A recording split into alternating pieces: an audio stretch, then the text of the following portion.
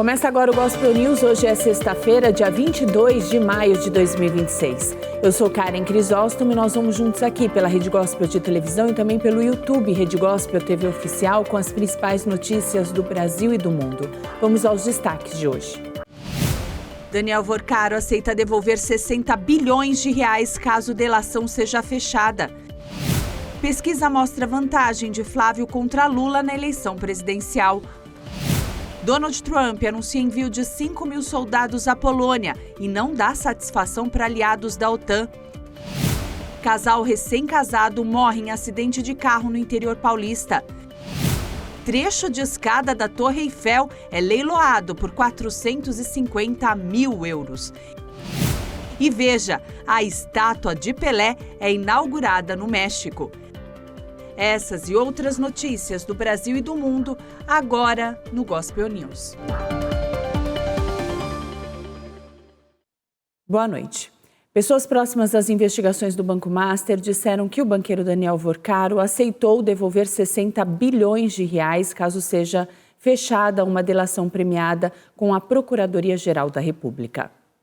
Interlocutores que acompanham o caso informaram que o ex-banqueiro aceitou devolver uma maior quantidade de dinheiro se uma colaboração for fechada. A Procuradoria-Geral da República disse aos advogados de Vorcaro que será necessário também refazer o roteiro da delação.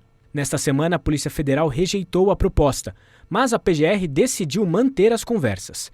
As forças entenderam que essa primeira proposta foi fraca, com omissão de informações e sem relevância para as investigações. O pai do banqueiro Henrique Vorcaro teve um surto no presídio Nelson Hungria, em Minas Gerais. Segundo informações, ele teria sofrido lapsos de memória, choros, além de surtos intercalados por momentos de tristeza e desespero. De acordo com a PF, Henrique Vorcaro usava os serviços da milícia privada chamada de A Turma e do grupo Os Meninos, para intimidar desafetos, obter informações sigilosas e monitorar investigações de interesse da organização criminosa. O presidente do Republicanos em Minas Gerais, o deputado federal Euclides Petersen, afirmou que o senador Cleitinho passou a ser cogitado internamente como possível candidato à presidência da República. Cleitinho lidera as pesquisas de intenção de voto para o governo de Minas, mas chegou a dizer que só vai definir a candidatura no próximo mês. O Congresso Nacional derrubou um veto do presidente Lula que impedia a doação de bens, valores e benefícios para estados e municípios nos 3 meses anteriores às eleições. Pela lei eleitoral, esse tipo de transferência é proibida e pode favorecer candidatos e a compra de votos. No fim de 2025, o Congresso aprovou uma regra que permitia ao poder público continuar fazendo doações de bens, dinheiro ou outros benefícios mesmo durante o período eleitoral. Pela lei eleitoral, esse tipo de transferência é proibida no período em que antecede as eleições, justamente para evitar que governos usem recursos públicos para favorecer candidatos. O governo justificou o veto dizendo que o benefício é inconstitucional e que a Constituição proíbe o poder público de beneficiar aqueles que devem à Seguridade Social. A derrubada do veto viabiliza doações de itens tipicamente eleitoreiros, como cesta básica e ambulâncias, além de valores em dinheiro aos cofres municipais. Outro trecho restaurado é a possibilidade do envio de emendas às prefeituras de pequeno porte. Uma pesquisa GERP divulgada hoje indica que 48% dos entrevistados rejeitam votar no presidente Lula nas eleições deste ano. O levantamento também mostrou que o senador Flávio Bolsonaro atingiu 47% das intenções de voto, contra 44% do atual presidente, em uma eventual disputa de segundo turno. A pesquisa entrevistou 2.000 pessoas entre os dias 18 a 21 de maio. O nível de confiança é de 95,5%. E o presidente americano Donald Trump anunciou que vai enviar 5 mil soldados à Polônia. O presidente americano Donald Trump anunciou que enviará 5 mil soldados à Polônia, embora não tenha especificado se fazia referência a um deslocamento já previsto anteriormente. O republicano afirmou que a medida se baseava em sua relação com seu colega polonês, Karol Nawrocki, um aliado nacionalista que, segundo disse, tem orgulho de apoiar nas eleições que venceu em 2025. Trump não deu mais detalhes, mas seus comentários pareciam se referir a um deslocamento de vários milhares de soldados americanos para a Polônia, cujo destino tem sido incerto há vários dias. Na semana passada, as autoridades americanas disseram que o deslocamento de 4.000 soldados para a Polônia havia sido descartado, a mais recente medida do governo Trump para reduzir o número de tropas e punir aliados da OTAN por não ajudarem na guerra contra o Irã. Depois, o vice-presidente J.D. Vance esclareceu na terça-feira que o deslocamento dos 4.000 soldados havia sido adiado e não cancelado, acrescentando que Trump não havia tomado uma decisão definitiva. O presidente americano parece decidido a punir aliados que não apoiaram a guerra no Oriente Médio, nem colaboraram com seu pedido de ajuda para reabrir o Estreito de Hormuz, que o Irã mantém fechado em resposta aos ataques dos Estados Unidos e de Israel de 28 de fevereiro. O Pentágono anunciou no início de maio que Washington retiraria 5.000 soldados da Alemanha depois que o chanceler Friedrich Merz disse que o Irã estava humilhando os Estados Unidos na mesa de negociações. Os membros da OTAN se manifestaram na manhã de hoje sobre o envio desses soldados à Polônia. Ministros da Holanda e da Noruega se mostraram otimistas, mas ressaltaram que essas questões devem ser tratadas de forma estruturada. Autoridades de defesa dos Estados Unidos também se disseram confusas. E a emissora CBS cancelou o programa The Late Show e toda a franquia de talk shows noturnos por uma decisão financeira. O fim de uma era. Foi ao ar na noite de quinta-feira o último programa The Late Show, apresentado por Stephen Colbert no canal americano CBS. Paul McCartney liderou um elenco de estrelas na despedida da atração, cancelada pela emissora em meio a tensões com o presidente Donald Trump. O republicano, que não foi mencionado pelo apresentador na última edição do programa, comemorou o fim do Late Show. Na plataforma Truth Social, ele publicou: "Colbert finalmente está fora da CBS. Impressionante que ele tenha durado tanto tempo. Sem talento, sem audiência, sem vida. Ele parecia uma pessoa morta. Você poderia pegar qualquer um na rua e seria melhor que esse completo idiota. Ainda bem que ele finalmente se foi", acrescentou o presidente. Nas semanas que antecederam a despedida, Colbert, de 62 anos, pareceu apagado em alguns momentos, sem a sua alegria habitual. O programa saiu do ar depois que o comediante ironizou a CBS por um acordo para indenizar Trump em $16 milhões por supostamente editar de forma maliciosa uma entrevista com sua rival democrata nas eleições de 2024, Kamala Harris. Colbert chamou o acordo de suborno bem gordo. A CBS insistiu que a decisão de cancelar a atração, líder de audiência em seu horário, foi puramente financeira. Além disso, a empresa alegou que foi coincidência a medida ter sido anunciada, enquanto a controladora da CBS, a Paramount, tentava obter autorização do governo para sua fusão de $8,4 bilhões com a Skydance Media. Os apresentadores de talk shows noturnos das principais emissoras dos Estados Unidos provocaram a ira de Trump com suas críticas ao presidente, que os acusa de um suposto viés liberal. Outro sucesso de público, o Jimmy Kimmel Live, chegou a ser suspenso em setembro pela ABC, após queixas por um comentário que fez sobre o assassinato do ativista conservador Charlie Kirk. A chefe da diplomacia da União Europeia pediu o fim do controle e isolamento de Cuba. Nessa semana, o país do Caribe aceitou uma ajuda americana de $100 milhões. A chefe da diplomacia da União Europeia, Kaja Kallas, pediu o fim do controle e isolamento de Cuba. A ilha comunista atravessa uma profunda crise e sofre pressão do governo americano.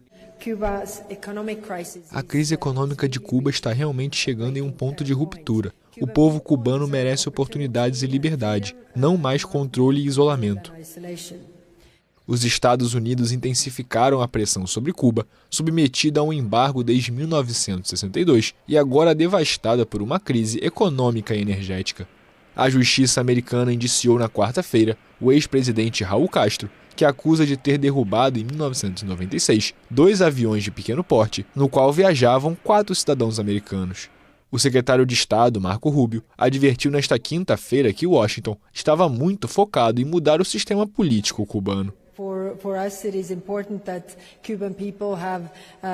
Para nós, é importante que o povo cubano tenha o direito de escolher. E está claro que a repressão política deve terminar, assim como o controle sobre a economia, para que os cubanos tenham as oportunidades que merecem.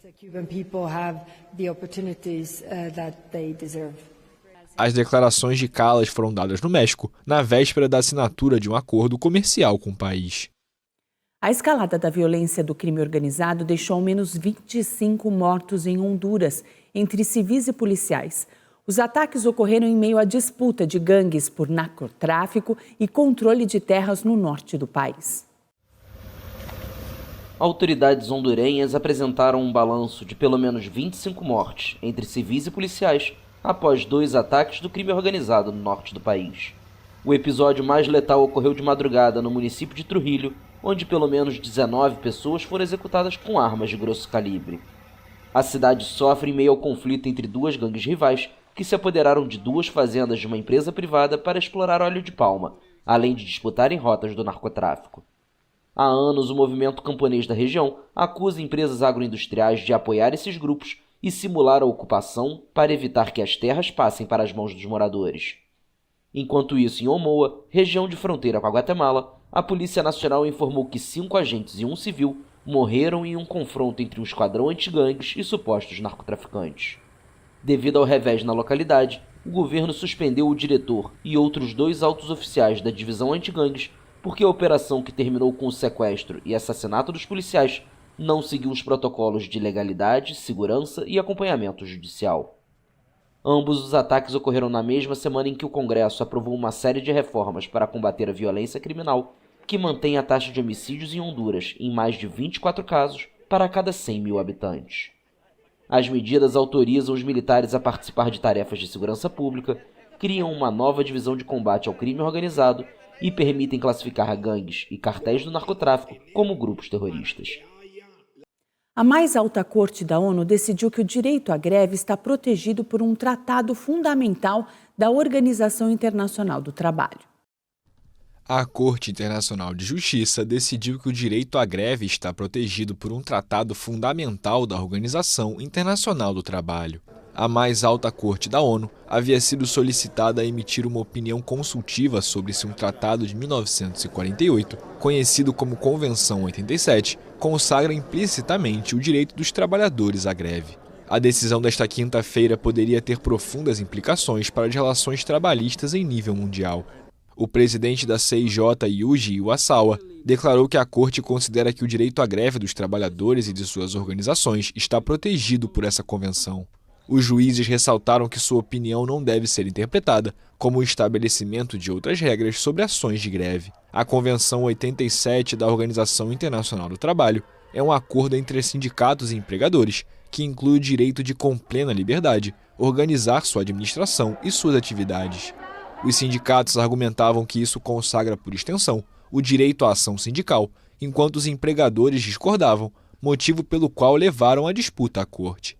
Os representantes dos empregadores sustentam que a Convenção de 1948, nem explícita nem implicitamente, contempla o direito à greve. Apesar das discordâncias, ambas as partes concordaram sobre a importância do caso para as relações trabalhistas.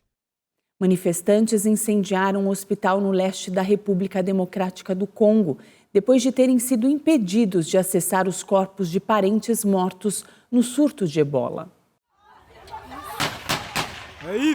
O surto de ebola que atinge a República Democrática do Congo gerou cenas de pânico. Revoltados com a não autorização para a retirada de corpos de parentes mortos pela doença, manifestantes atearam fogo no hospital de Rwampara, um dos focos da epidemia. Um funcionário afirmou que jovens que queriam recuperar o corpo de um paciente morto entraram no centro médico e queimaram as 2 tendas de isolamento. A fonte acrescentou que um trabalhador da saúde ficou ferido antes da intervenção das forças de segurança. Segundo a Organização Mundial da Saúde, este é o 17º surto na República Democrática do Congo, país da África Central com mais de 100 milhões de habitantes. A OMS considera que o risco epidêmico é alto em escala nacional e regional e baixo em escala mundial. Também afirmou que a epidemia de ebola está se propagando pelo leste da República Democrática do Congo e pode seguir avançando. Há suspeita de que o vírus já tenha causado 160 mortes entre quase 671 casos prováveis, segundo o último balanço do Instituto Nacional de Saúde Pública, publicado nesta quinta-feira. Até o momento foram confirmados 64 casos e 6 mortes. O ebola provoca uma febre hemorrágica especialmente letal e causou mais de 15 mil mortes na África nos últimos 50 anos.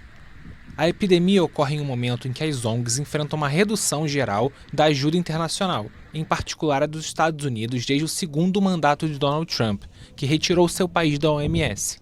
Diante da ausência de vacina e de um tratamento homologado contra a cepa do vírus responsável pelo surto atual, as medidas para tentar frear sua propagação se baseiam no respeito às barreiras sanitárias e na detecção rápida dos casos. E no próximo bloco, o casal recém-casado morre em acidente de carro no interior paulista e Deolane Bezerra é transferida para presídio no interior de São Paulo.